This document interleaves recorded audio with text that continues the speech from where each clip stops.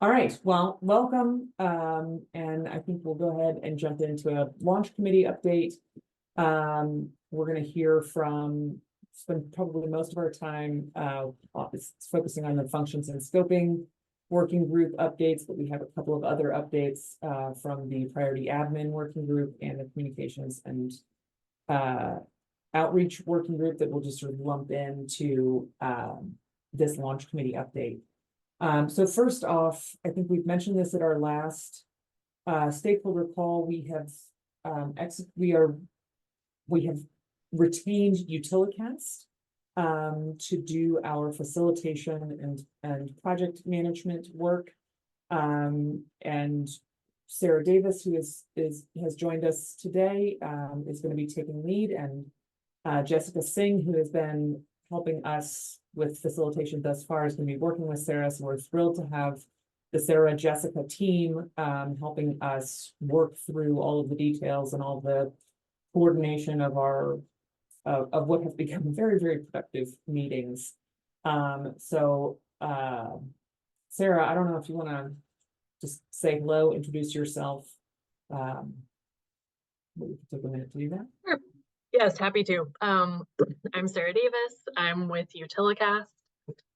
I've been doing policy and project management related work for over the past 10 years.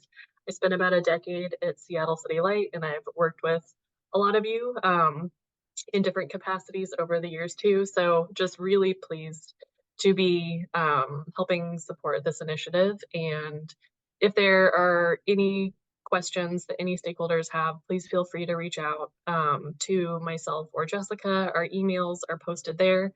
They're also posted on the Weeb landing page. So very much looking forward to working more closely with you all throughout the next coming months. Thanks, Sarah. And I think it's probably worth flagging the RAP team. First off, I want to thank Carl and the entire RAP team, Andrew and Ronnie, who have been fantastic facilitators and coordinators with us for the last few months. They are sort of stepping out of this facilitation role. And so some of the contact information that you have seen for those folks on that landing page is changing. So Sarah and Jessica will be the primary contacts moving forward. So update your contacts if you have regular questions of the Pathways Initiative crew. So but did want to acknowledge and thank the RAP team for all of the work that they have done to this point. I think it is we've made a lot of progress, and the facilitation has been an integral part of that. So thank you all. In addition, we have been actively fundraising through our association, which, as a quick reminder, is a sort of a subgroup of the overarching launch committee. The association has an official memorandum of understanding, and it consists of those members who are able to sign on to a document like that. So some of our states and government entities are in a different position. It is not that they are any less involved through their roles on the launch committee, but they are not able to take on some of the contractual and fundraising type roles that the association is doing. So the association is the entity that is engaged with global impact. We are raising money as the association to fund this launch committee, this Pathways Initiative work.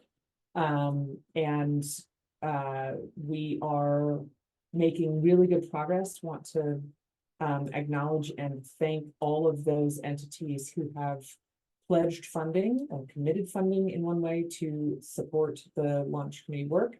We are getting closer to our ultimate goal of $570,000. We're at about 300,000-ish.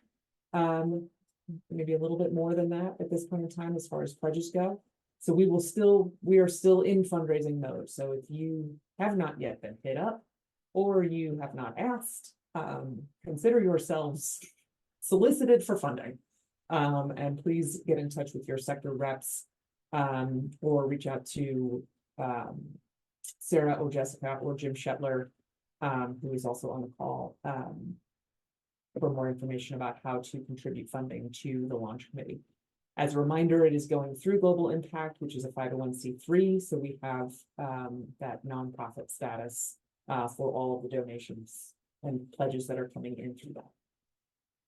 And then finally, from the Communications and Outreach Working Group, we have an updated FAQ document that has been posted to the landing page on the new website. Contains a handful of updates. It is a document that we'll continue to regularly update as we make progress. So if you have questions about sort of the history and background of the Pathways Initiative, where we are now, that is a good place to check in on. Again, available on the Pathways Initiative landing page on the LEAD website. Pam, anything that you'd like to add to that?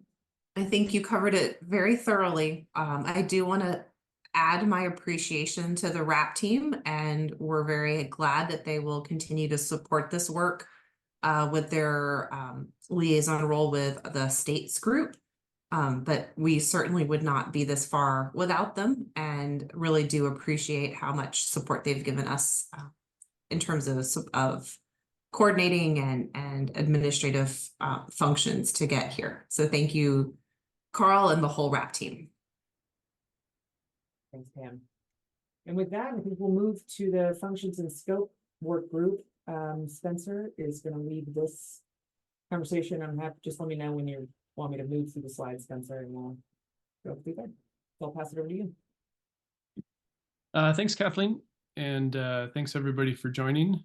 Evie, Colin with Cal CCA and myself with NIPSI are co-chairing this work for what we've called the Functions and Scope work group. First of all, I want to thank a lot of stakeholders who submitted really helpful comments on the evaluation paper, framework evaluation paper we posted in December. We got a lot of good comments in January. We've started to track those comments and figure out where there's alignment among stakeholders on some of the initial scoping details that we shared in January. And we will continue to track those and any subsequent round of comments that we get from folks on this call and others who comment on what we post on the Pathways website. So I'll cover a couple of those comments that folks had in common that have made their way into our work already. One overall feedback that we've gotten so far is some general support for an idea that we floated in our last call last month and in the evaluation paper in December as well, to have Pathways consider a stepwise approach in which the launch committee consider how far under existing law in California a more autonomous governance option could be pushed. Figuring out the boundary, and we're still working with council to figure out where that boundary is, where it seems obvious that state law precludes a more autonomous option, or the litigation risk of a more autonomous option becomes unreasonably high. And so to consider that a second step that would be contingent in some way on some kind of enabling legislation. So there's a little bit of hand waving there still about where that boundary is and what would be needed to enable step two. But that's what we're trying to sort out still with council. The overall feedback on a stepwise approach is it would be helpful to push the ball further without having the assumption that legislation would pass in California, and then also envision what is a durable governance structure that could be put into place with some continuity from what we would scope from step one. So that's a bit of a complicated puzzle from the beginning to break out into two steps, but it seems to make the most sense to meet what's possible today without a change in law and what would be a durable structure after a change in law. That's led us to really look at how the 5 options that we scoped in December may complement each other, and if they're coupled in a stepwise approach, could extend independence and autonomy of the regional organization we've started evaluating more extensively. So thank you for the feedback on that point from many stakeholders, and we will continue to circle back on the rest of the detailed comments. Many of the comments that we received were in the forms of sort of detailed questions that have helped us think through some of the options that were floated in December as well. I will cover one other specific comment we got on the evaluation criteria on the next slide. But before we get there, Kathleen, why don't I go over some of the discussions in the work group about the different options and how to make these puzzle pieces potentially fit. So what I'm going to share is some insight into the dialogue in the launch committee and the areas that we've researched more. I'm not really sharing any leanings because we don't quite have them yet. There's a lot of material to dig through, and so this is our monthly interim check-in, so please consider this an interim insight into some of the research we've been doing.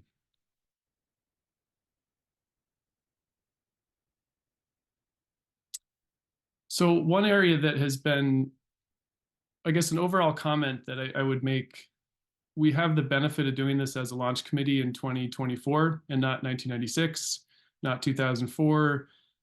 We have such a big bank of lessons learned and different designs and FERC decisions and court cases to draw on across the country in the last almost 30 years that I think it's a real benefit for the West, in a sense, to have a lot of creative solutions to draw on for what we're scoping. And I think that's particularly true around ways to structure Section 205 rights or responsibilities to make filings at FERC under Section 205. And it's also true for the different services that RTOs provide and how they've been designed across the country. So I'll start on one of those.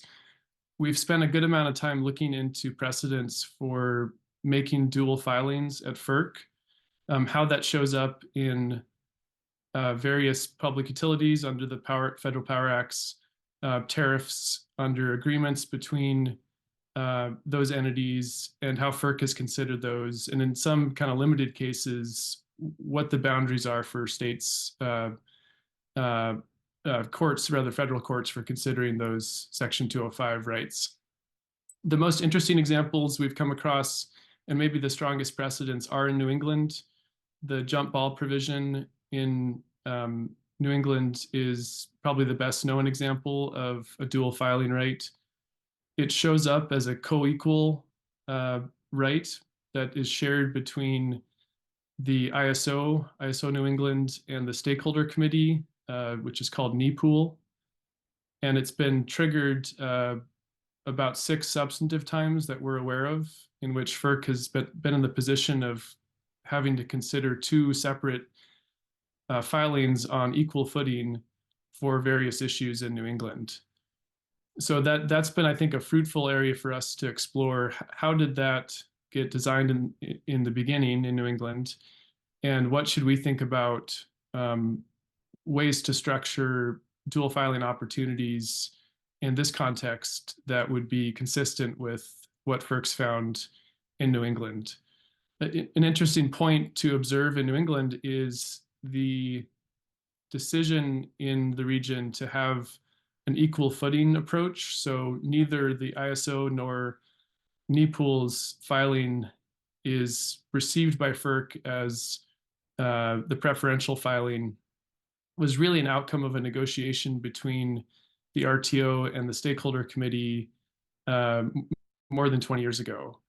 And the effect of having the dual filing, while they tried not to get to a dual filing, it changes the leverage on either side in that situation, such that within New England, in some cases, it drives toward more compromised positions in terms of what's actually filed in order to avoid the outcome of a jump ball.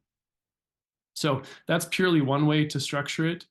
And I make that observation just to point out that the way you structure a dual filing opportunity or right under Section 205 affects the behavior of the participants who have the opportunity to make that filing before you ever get there. The idea of having a dual filing as a dispute resolution mechanism is not to trigger it. It's not a favorable tool really, because you're losing the opportunity to shape what goes in front of FERC as an outcome, because FERC's making the final decision.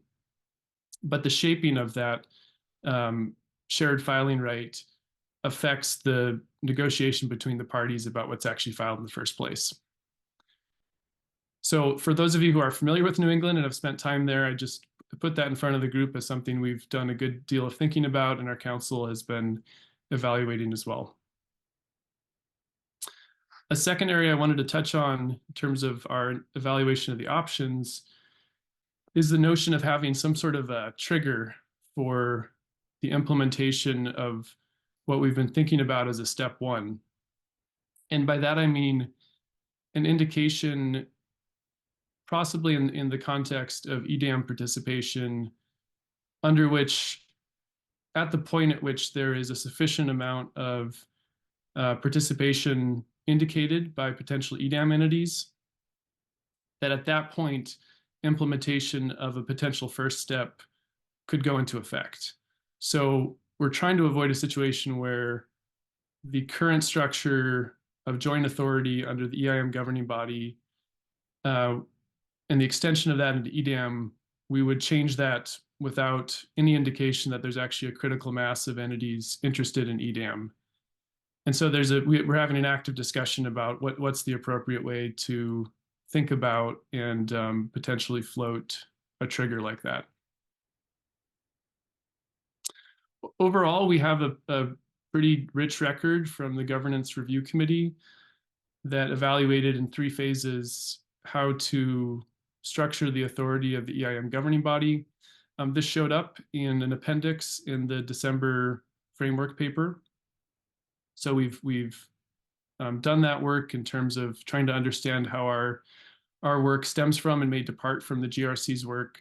But I want to keep underscoring our awareness of the GRC's work. We're not bound by its outcomes, but we are trying to figure out how to have some form of continuity with some of the decisions that the GRC made that have been carried out.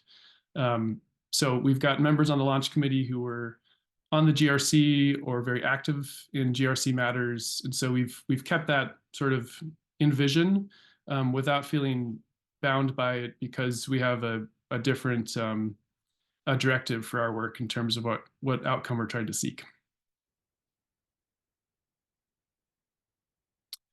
We have also done some evaluation because of the 5 options that we scoped.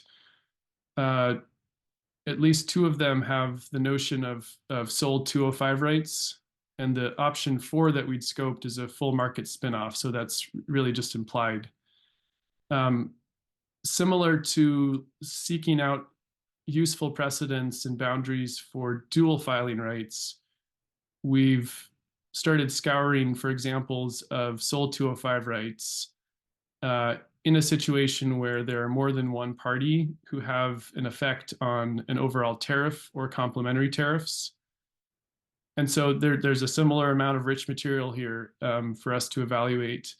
For some of you familiar with PJM, PJM's maybe the best known example of a tariff in which transmission owners have exclusive and unilateral 205 rights as part of the originating deal for PJM informing the RTO, in which both as individual transmission owners and as a collective, they have really specific, both by topic and by tariff section, filing rights that are nested in the RTO's tariff itself.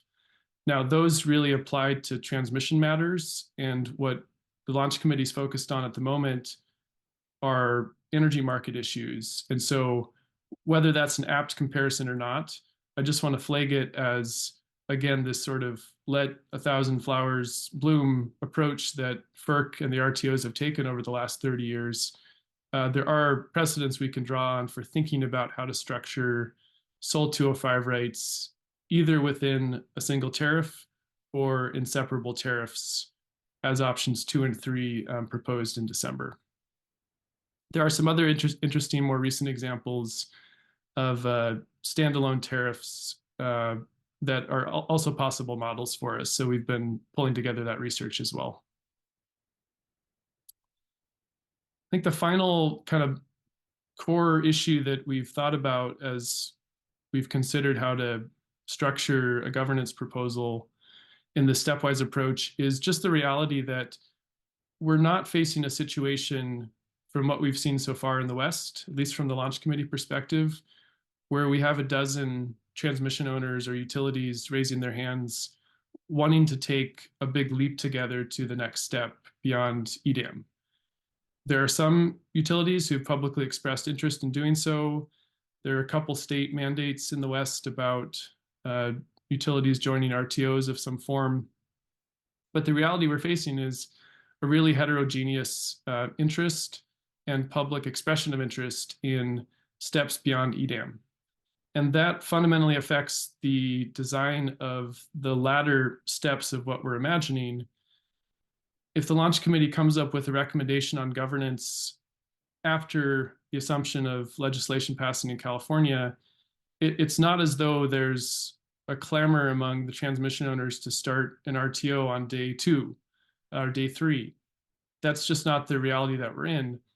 And so we've had to think hard about how to create a durable governance structure that looks from the beginning a little bit like a buffet, that we know some transmission owners and EDAM entities will be more interested in going further sooner, and others will be less interested in doing that. And frankly, that's a bit challenging to imagine how to scale it up appropriately and have the same underlying durable governance structure support it. So I just wanted to spotlight that issue that we've really tried to digest the last couple months.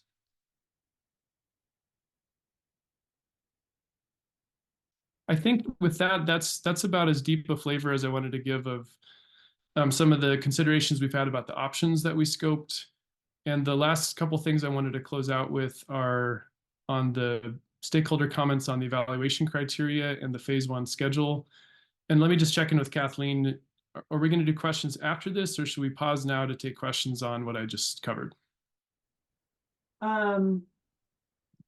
were planning to take questions after you finish the next 2 topics. So I think we can keep it that way. Okay. Well, so why don't we move on to the next slide then?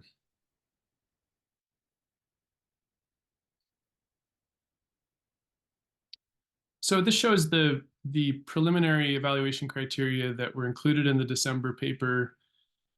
We, again, more in the mode of receiving questions about some of these criteria. These continue to be a little bit of a work in progress. We will refine them as we continue going and get more feedback from stakeholders and within the launch committee. But we did get one comment or several comments on one topic that stood out to us last month, which was for the launch committee to be clear about our criteria, including respect for multiple states' different objectives and authority over resource procurement and environmental policies that affect their state, reliability issues that state entities have oversight over. And so that feedback came from both state entities, utilities. Bonneville included some comments that reflected that kind of view. So we thought it was important to add another criteria that spoke more directly to that, covering a variety of different and sometimes divergent state opinions, so that we're clear that we're avoiding suggesting a single approach that ignores some of those differences among states and respect for state boundaries. So that 8th criterion there is our attempt here as of mid-February to capture that idea in one of our criteria. And then the last slide is for what I'm planning to cover today, starts to give some more insight into our timeline and the flow of work within the functions and scope work group. Consistent with that description I gave of approaching potential steps that could be taken, really 2 principal steps. We've split up our work internally into 2 subgroups to focus on the different issues in each of those steps, pre-legislation and post-legislation. Again, that's the assumption. Within each of those groups, we are attempting to come up with a straw proposal for each of those steps that are, of course, interrelated. I mentioned wanting them to have some continuity between step 1 and 2. That's requiring both a good amount of really critical legal analysis to inform what we're doing, and then a good amount of technical feedback from the CAISO about what we're scoping as well. We are making sure those stay connected in the overall work group, the priority functions and scope work group. And that's then reporting out to the full launch committee, which has about 30 members and alternates on it. So it's a quite large group. Our tentative schedule, and I want to underscore this is a little subject to change, but we're anticipating getting some preliminary feedback from council within a matter of a week or so here in the launch committee, which is really more of a boundaries analysis. And then a public-facing legal analysis by the end of March that's more thorough and a bit longer. We are aiming to have something substantive back to stakeholders by early or mid-April, as indicated here, and something in the same vein that we can report out at CREPC in late April for feedback from regulators and other stakeholders. So that's sort of the current plan. Really over the next 6 weeks or so, there's going to be a lot of churn in the launch committee to get some of this work done. So that's the overall work plan. I think that's all I have, Kathleen. Thank you so much, Spencer. And I will also give a huge shout out to Spencer and Evie for the work that they have done. It has been an amazing amount of detailed analysis and things for the subgroups and the functions and scoping committee to really chew on and work through and evaluate. And it is an enormous amount of work, and we are extremely grateful and making progress because of it. So thank you, Spencer, for all that time. And with that, we'll move to Q&A. I'm going to stop sharing my screen because then I can actually see the humans. And then we'll come back. I'll share at the end with our next stakeholder meeting date. But with that, if you have a question, please raise your hand, and Andrew will unmute you, and we can have a bit of a conversation. I'm happy to answer any questions.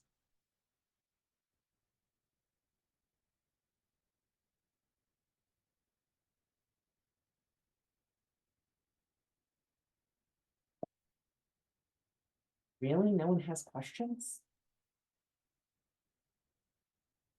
Spencer, A+, A+. You must have done a fantastic job. It may be a commentary on there's much more to come and more details and writing to share. So I can appreciate that. No, absolutely. All right, going once.